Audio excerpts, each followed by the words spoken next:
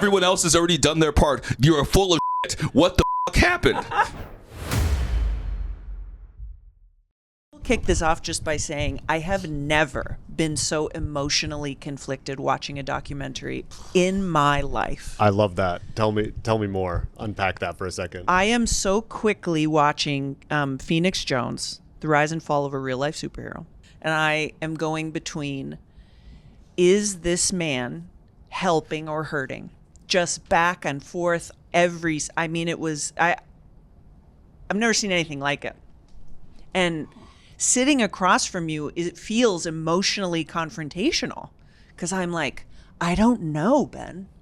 You know what I mean? I still don't know where I fall. Oh, well, you're wrong. It's okay. Well, let me like take it out of this for a second, but like in a broader sense, like You're Batman, bending me right now. I love Batman it. helpful or hurtful? Do you think What's that? Was Batman helpful or hurtful? Wow, what a great question.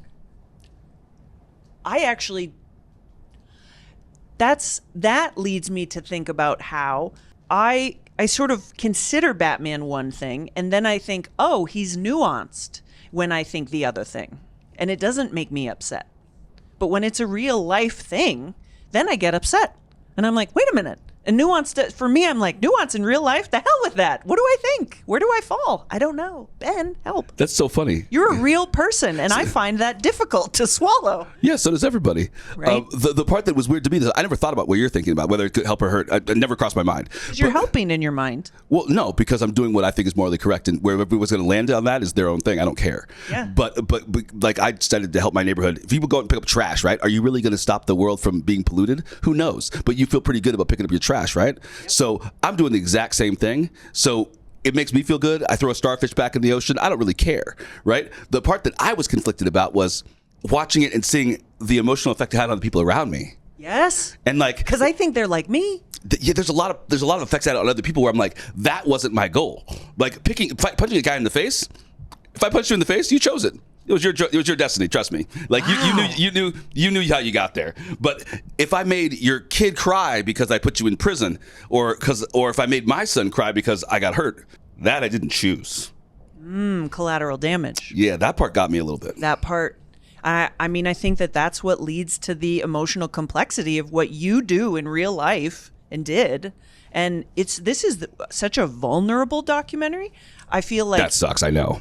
It's the worst. It's the worst thing I've ever seen. I don't wear armor and rubber suit because I want to come out here and be vulnerable with people. For 10 years, I feel like the story of Phoenix Jones has been told in a way that didn't penetrate the surface. It didn't go beyond the suit. How could you? How could you if you're just writing a news story? Yeah, I think that's fair. And there's not nuance in the news story, really. They're just, you know what I mean? But I think there's an expectation. I think people, when they go to write the story of Phoenix Jones or tell the story of Phoenix Jones, they want it to fit into the box that we're all so familiar with from superhero films. They want him to be something that is not human. You want it to be easy, for God's sake. You want something in this world to be easy, and you want to put someone in a box, and you want to be able to say good or bad, and you refuse. You refuse to be put in the box. I love that box. I wanted to live in that box. Yeah. I tried to make him put me in that box. But the problem with Bayan is he makes documentaries and he does the white spaces between the panels. Like he does everything where That's an amazing thing to say. It's true. It's everything between. It's like when Batman goes to his car and has to find his keys before he hops in. Bayan's got the whole thing about how Batman's losing his keys all the time, but not that Batman had a Batmobile. You know? I feel there's something else that your documentary creates. It's a closeness to you that is not earned at all. You don't know me, but I feel like I do know you after watching this documentary, Dangerous. I want to cradle you in my arms, and I want to tell you that it's going to be okay. It's not going to be okay. Oh, see, I know there's a part of you that's right. I know that. That's the problem. That's what makes me is that it's not going to be okay. Oh, God. And I can't tell you it's going to be okay either. I didn't put on the suit to tell you it was going to be okay. I get that. I get it. And I get especially right now, I get feeling like I want to do something. I want agency. I want to be part of the solution, which is is that correct to say that you that's what you want to do? You want to be the solution. Well, I think in a sense, my idea is the solution. I'm not the solution, but the idea is just that you take your skill and you impose it upon the world, because then they have to figure out what to do with it, right? People, look, waves move things. They carve out rock, right? They make people understand, bend, and adjust. Right. That's what I think that I do. And like, for example, we're doing an interview because that's what you're good at. You're good at bringing people's attention to something. You're good at, Yeah. I'm not. That's not what I do. I'm good at punching people. disagree. I'm good at punching people. I'm good at throwing kicks.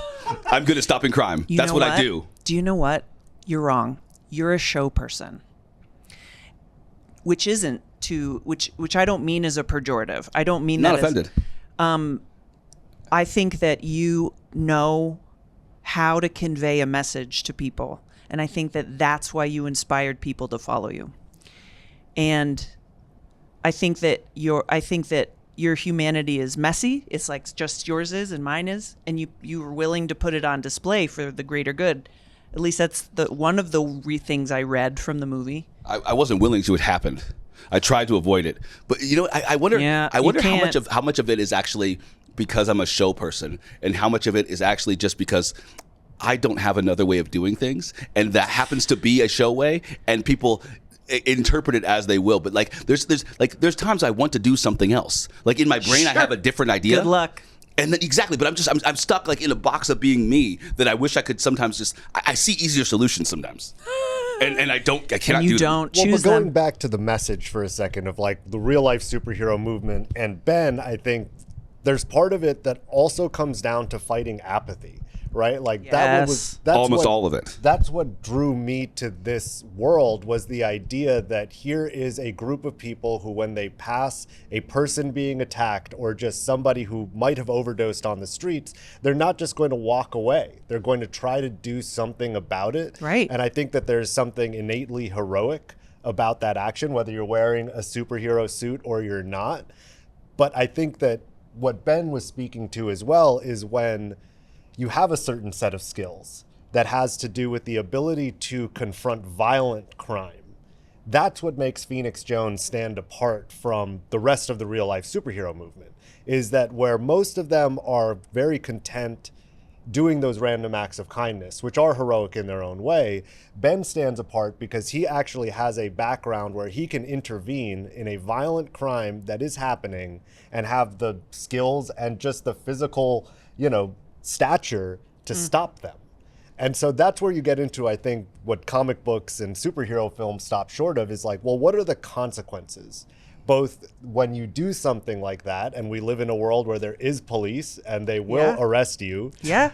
And there are internal psychological consequences for when you witness things that are traumatizing.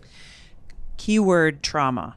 And that's another thing that really came up for me in watching this. And your sharing of yourself, I was like, wow, this is a lot. Do you feel a different relationship to your trauma now than you did before? Unfortunately. So like, Unfortunately. my son, his awareness of it. That's hard to watch, Ben. Yeah, that what gets me. It gets me too. It That was the really part that gets gets me me. too. But See, this is where I want to cradle you. but it's not going to be okay. See, that's the difference between my nightmares and other people's nightmares. Other people's nightmares are things that didn't happen.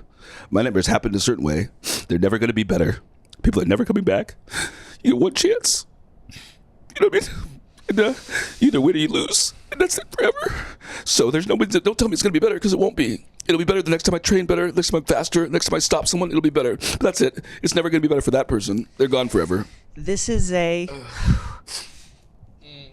it's a bottomless pursuit. What you've chosen is a gift and a curse. And never seen this in a movie.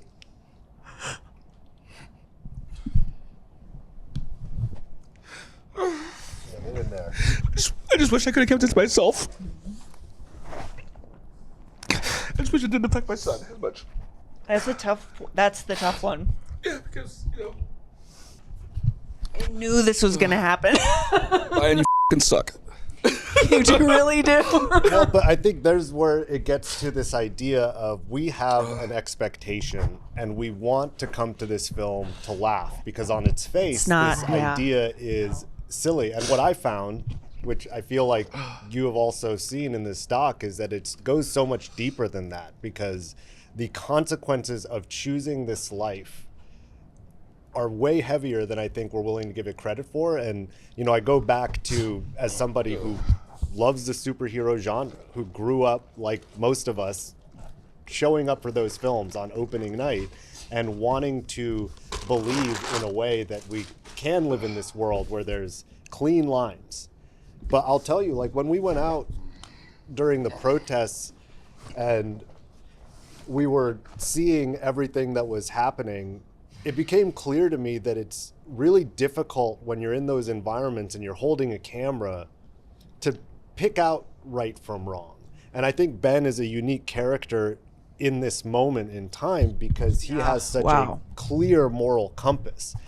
He's not unclear about what is right and wrong. And, you know, sometimes he gets it right and sometimes he doesn't. I'm sorry for saying that sometimes it doesn't turn out. How could you always get it right? How could you always get it right? And I think that's something that Ben internalizes. And no, I don't think I've ever gotten it wrong. I think I've had the wrong results. But the instinct to put on the mask, right, to hide oneself. We were at this moment in time where we all were wearing a mask, right? So we're going out in this street. And, you know, I think that, again, Ben is just to me like a reflection of our moment in time where we no longer trust our institutions at large. The moment when this film was being made was the height of the defund the police movement. So how could our society not produce Phoenix Jones? How could we not produce somebody who takes it upon themselves to enact justice in the world? And that's, I think, where we get into what does this look like in practicality and what are the human consequences of that? When a movie has struck me so deeply like this, it's truly a special thing. This is a conversation that's super important. I have no idea how to end this interview. That's why I put my mask on. Yeah, you're kind of a jerk for that, but I understand what you did there. I kind of realized that. Like, when we got emotional, what's the first thing I did is I put on the mask. Oh, like, I didn't miss it. And this thing's comforting to me in a way I didn't realize. I missed it. Well, I just put it on because I saw it and thought, oh, this is a great way to get out of this because I don't feel my emotions right now. Whether you're doing that physically or whether you're doing it emotionally like I do sometimes, it's the same thing. And so what I want to say to you is thank you and be careful. Please. I will be physically careful, emotionally careful. I've got to figure out. Thank you for coming and thank you for crying with me. I told you what this movie did. It means a lot, though. And I think that, you know, Ben, like being able to make this film with you and spend the last 6 years trying to unpack your life has been one of the greatest challenges and joys of my career, you know, to really do this thing in a way that defies expectations. And it's not easy. I know it's so crazy because like I feel the impact of needing to try to basically montage a series of moments, but I'm so glad to hear the way that it's impacting audiences is exactly what I think is. I don't know what you want to do with the next chapter. One of my favorite Bayan parts of this thing, like, he comes to me and he asks me about the arresting part, the getting arrested part, like 6 times. And finally he goes, listen, we're done with the documentary. Everyone else has already done their part. You're full of shit. What the fuck happened? And then that's when you get the final one where I'm talking and I'm like, this is what I did. That's where you get because we're mad at each other. We're like yelling at each other in this interview. This was a contentious process. I mean, I think I'm not surprised. I know because I mean, I love you putting him on notice and being like, tell me when this happened. What age did this happen? I love that you include that.